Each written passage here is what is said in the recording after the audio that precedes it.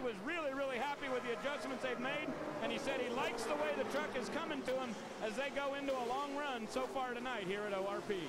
I like the way it's looking too, guys. He's caught the back of these trucks. He's running along in the 12th spot, but it looks like he's got something. Closed right up on the group he's racing there. Pretty impressed with Brad Sweet as well. The Great Clips Toyota there for Doug Stringer. He's doing a nice job. He probably has as many laps on this racetrack as anybody with all the open wheel racing he's done here. Heck, he raced here last night. Got all warmed up. Couple different divisions, right? I think he ran the midgets and he ran the Silver Crown last night. Therio bringing the 48 onto pit road. She's 4 laps down. Off the racetrack right now, Justin Laughlin. They're still working on that truck. Brent Raymer, Mike Harmon, and Mike Garvey also off of the racetrack. Battle for the 5th position. James Busher trying to hold off that 13 of Johnny Sauter. Johnny had a nice run through the center of the corner and then lays off just a little bit to see if he can maybe get a little bite up off the corner to try to get underneath James. James has really been running that inside line, trying to work his way by Matt Kraft, and now he's lost touch a little bit with Matt, trying to hold off Johnny Sauter. And that's the 63 truck. He's the first truck a lap down, Nick Hoffman. So if the flag caution waves right now, he's our Aaron's lucky dog. They've lapped all the way up to the 21st spot. Donnie Lee is the last truck on the lead lap, and the leaders are breathing down his neck. Things happen so fast on short tracks. Michelle Theriault trying to leave pit road, a little rambunctious. She is caught for speeding. She exited pit road, so she'll have to come back and do a pass through, which she's doing now. It's a great battle for the 5th spot here with James Busher and the 13 of Johnny Sauter. Yeah, just pick a position you want to talk about, because there's battles everywhere. The 3 wide off turn 4. These guys side by side. The gap to the lead has not changed virtually since the start of this race. It's been about 0.3 of a second between our race leader Timothy Peters and Kyle Busch. Johnny Sauter able to make that pass on James Busher. There's David Starr right there. That's a battle for the 9th position. Brad Sweet now has moved up by the 5 of Mike Skinner to take over the 10th spot. Adam Alexander. A week ago was an impressive run for Jason White. 11th at Gateway, moved him up to 10th in the points. He's been very good here this evening as well. 24th to 13th in the early going for that 23 truck. You see him left of your screen. And another driver who's looking good this evening is Ricky Carmichael. He's rallied from 32nd back up into the top 20 after those 2 trips down pit road earlier. Shelby Howard looking at the inside of Mike Skinner now. There's Carmichael. Like you said, had a couple trips to pit road, overheating early in the going. These 2 side by side down into turn 1. Looks like Shelby Howard's got a better truck than Mike. Can he complete the pass? Oh, still there. He's got it now. Clear. I think Mike gave him a bit of a break there and didn't push the issue. Mike Skinner has been in victory lane twice at this racetrack, the most recent back in 1996. Looking to get back into victory lane is Skinner. He's got a lot of work to do, though, because Timothy Peters is running strong in front of this field. Wednesday night Speed Prime Time is all new. At 8, it's the new original stunt riding series, Stealth Rider. At 10, it's Intersections, where man and machine are pushed to the limit. Get your heart racing Wednesday night, starting at 8 Eastern, only on Speed. There's no stealth riding about that 33 truck. He took over 2nd. Battle for the lead. Ron Hornaday trying to go by the 17. He takes it away from Timothy Peters. Wasn't I the one that said that Ron Hornaday may not be out of this championship battle yet? And he's driving like he knows that tonight, man. What an aggressive move he's made to the front of this field. He just caught those guys so quickly. Kyle Busch rolled over and let him go. He knew there wasn't any sense in fighting him. And Timothy didn't hold him back either. Check this out. He gets to the bottom of Kyle. Boy, just jumps to the throttle through the center. Give Kyle a little bit of wave, saying, man, thanks for not pushing the issue. Give me a little bit of room. And then he just drives down to the inside, down to the yellow line here. Timothy sees him. He's going to fight back on the outside, but watch Ron getting the throttle right here. Wow. I believe you've called that forward bite. That's exactly what that is. And when you can have forward bite like that down on the flat, down on the bottom, you're going to be hard to hold. Matt Crafton looking at the inside of the 18 of Kyle Busch. That's a battle for the 3rd position.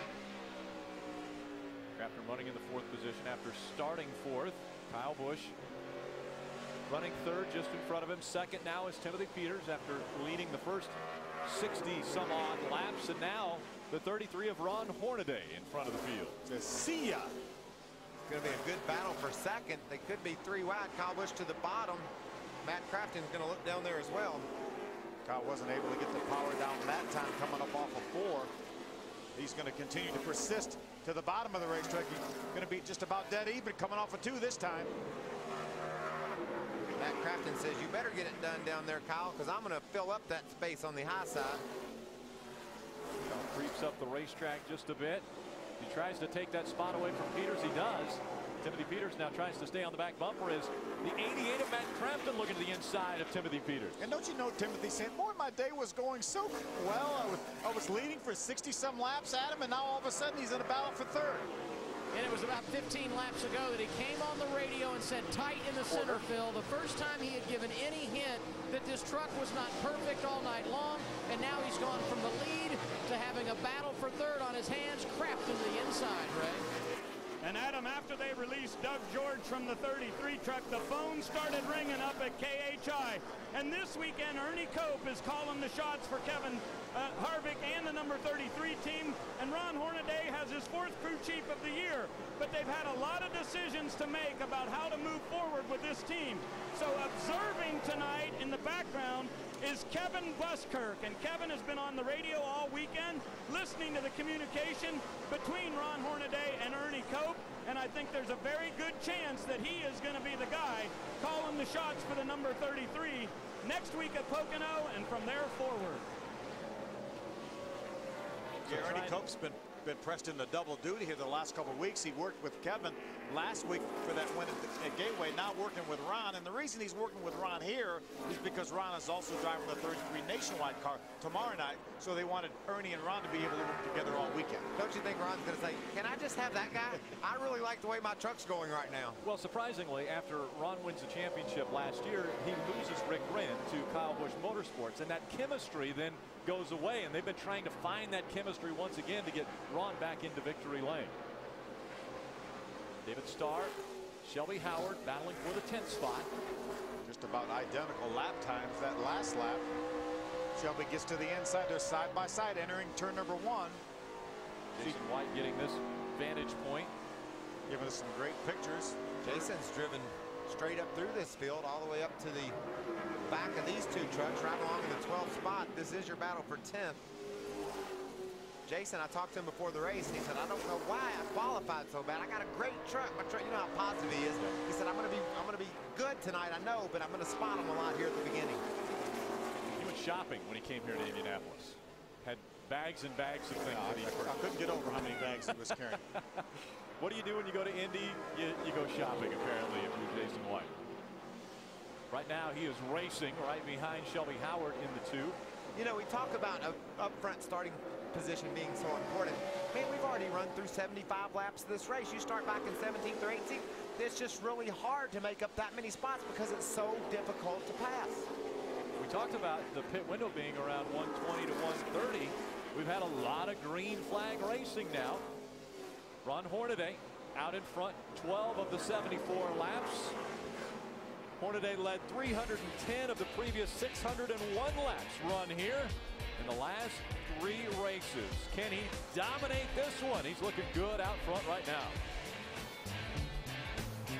With great original series at 8, Pinks All Out is all new as it goes 4 wide of the colossal mega track Z-Max Dragway. Then at 9, it's 70 miles of terror in dangerous drives. And at 10, it's a muscle car slugfest on an all-new battle of supercars. Thursday beginning 8 Eastern on Speed.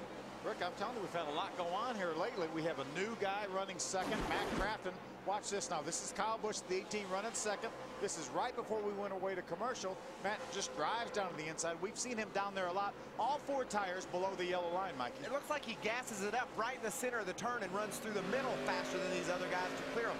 Let's see if that's indeed the case. He's going to get to the inside. Kyle points him down there. He rolls to the bottom. Gives it a little bit of gas to help it through the center, and that clears Kyle Busch. And then here comes his teammate, Johnny Sauter, and does the same thing to Kyle. Yeah, this did happen while we were in commercial break. Johnny's going to work to the inside, get that truck turned, and get a good run straight up off the corner. You see him dip down with his left sides below the yellow line, and away he goes. Hornaday out in front of the field. He has put Mario Goslin a lap down. Goslin is running in the 14th position, meaning we only have 13 trucks on the lead lap. But Rick, you asked the question before we went to break.